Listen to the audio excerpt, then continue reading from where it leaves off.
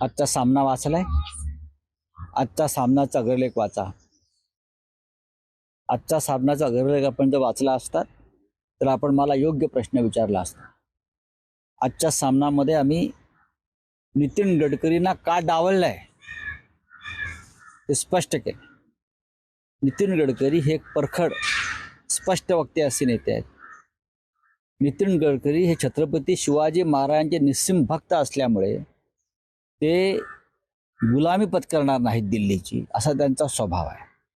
आम्ही त्यांना ओळखतो.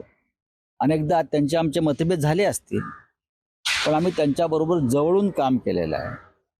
नितीन गडकरी हे विकासाला महत्त्व देतात, ढोंगबाजी आणि फसवणुकीला महत्त्व देत नाहीत. आज आपल्या देशात जो विकास दिसतो आहे त्यातला सगळ्यात मोठं योगदान हे नितीन गडकरी सांभाळत असलेल्या मंत्रालयांचं आहे. इन्फ्रास्ट्रक्चर, रस्ते, इतर बाबी. अशा व्यक्तीला भविष्यामध्ये दिल्लीमध्ये जर पुन्हा संधी मिळाली तर 2024 साली भारतीय जनता पक्षाला अजिबात बहुमत मिळण्याची शक्यता नाही. भारतीय जनता पक्ष 220-225च्या पुढे जागा जिंकणार नाही. अशा वेळेला सर्वमान्य उमेदवार म्हणून जर गडकरींचं नाव कोणी पुढे केलं त्यावेळेला नितीन गडकरी हे दिल्लीत असू नयेत म्हणून गडकरींचा पत्ता आताच कट करण्याचा हे षडयंत्र आहे. 4 दिवसापूर्वीच गडकरी स्पष्टपणे बोलले होते, या देशातला शेतकरी, मजूर आणि कष्टकरी दुःखी आहे, तो समाधानी नाही. एखाद्या मंत्र्याचे असं स्पष्ट बोलण्याची हिंमत आज आहे का? नाही. गडकरी व्यासपीठावर सुद्धा स्वाभिमानानं ताठकणानं उभे असतात. राजनाथ सिंग यांच्यासारखा हार गळ्यात घालायचा, अमित शहाने डोळे वटारला की मग लांब व्हायचं, हे उद्योग गडकरीने केल्याचं आम्ही पाहिलेलं नाही. त्याच्यामुळे या महाराष्ट्राचा मराठी बाणा जपणाऱ्या या नेत्याला अपमानित करायचं, डावलायचं आणि आपल्या पायाशी आणायचं, असा प्रकारचं हे षडयंत्र आहे.